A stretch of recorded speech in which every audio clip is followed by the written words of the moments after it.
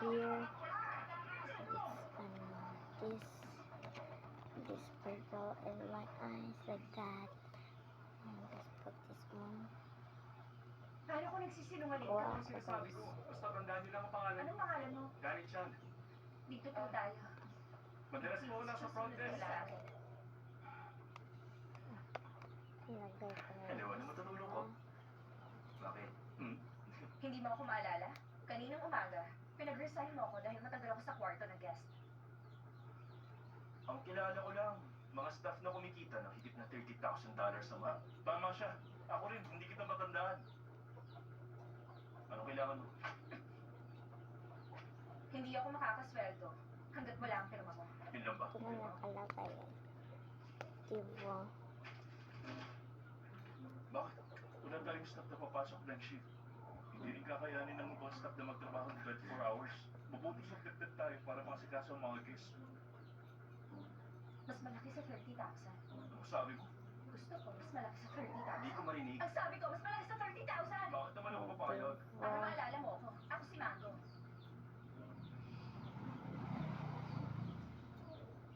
Huwag mo akong susubukan. Eh di salamat. Saka gusto ko yung super deluxe na suite. Nandito ka para magtrabaho, hindi para matulog sa suite.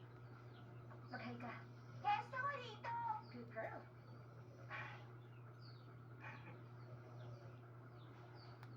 Ayusin mo ang kwarto niya. Maraming salamat.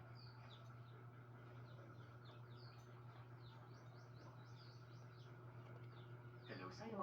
May kailangan ka ba? Ang sabi ni Mama, Becky daw ang mga ngiti mo.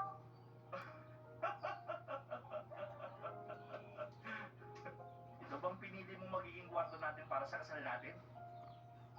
14 days ang quarantine. Ibig sabihin, libre ang pagtulog natin dito. I-enjoy natin ang 2 linggo. Simulan na natin ang honeymoon. Sa tingin mo masaya ako o ikaw lang natutuwa? Hindi kaya natin alam kung matutuloy pa ang kasal. Anong sabi mo? Ang ibig kong sabihin, gagawin lang naman natin to para sa magulang natin. Ang gusto ko, mag-enjoy tayo habang nandito tayo. Minsan lang naman nangyari ko.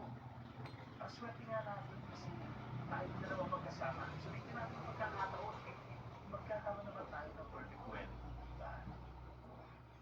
Pagkatapos ng wedding reception, syempre ang susunod honeymoon. Kaya nga... Ha? Bakit? Nahihilo Ano ako. nangyayari sa'yo? Nahihilo ka na naman?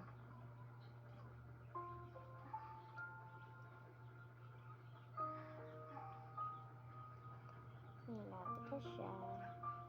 Sabi ng doktor, meron kang prenuptial panic disorder. Iwasan mo kasing ma-stress. Mag-relax ka lang muna.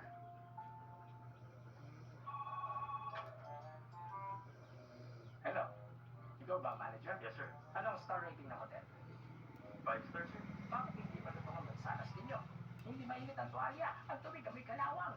Pati ang magazine kumana, walang kwenta. Hindi isang channel lang. Wala ko ibang mapanood. Anong klaseng hotel to? Hindi tama ang rating sa inyo. Bubuksan po namin lahat ng channels. Wala po kayong babayaran. Lahat ng channels? Done na. Ano ang channel? Try Lahat po, natin. sir. Lahat? Sigurado ka? Ganda na siya. Diba? Design. Tapos lagyan natin ng mga sparkle.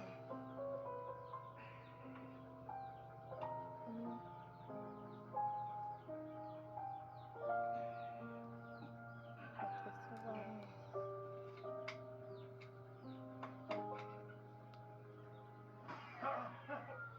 Anong ginawa mo? Saan ang damit ko? Kailan ang tsura mo? Bakit mo kayo nubalan? Samantalaan mo ako! Bakla ka! Bakla! Good morning! Gising na pala kayo. Ako si Milky.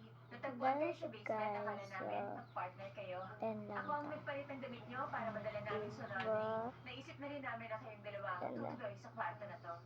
Milky.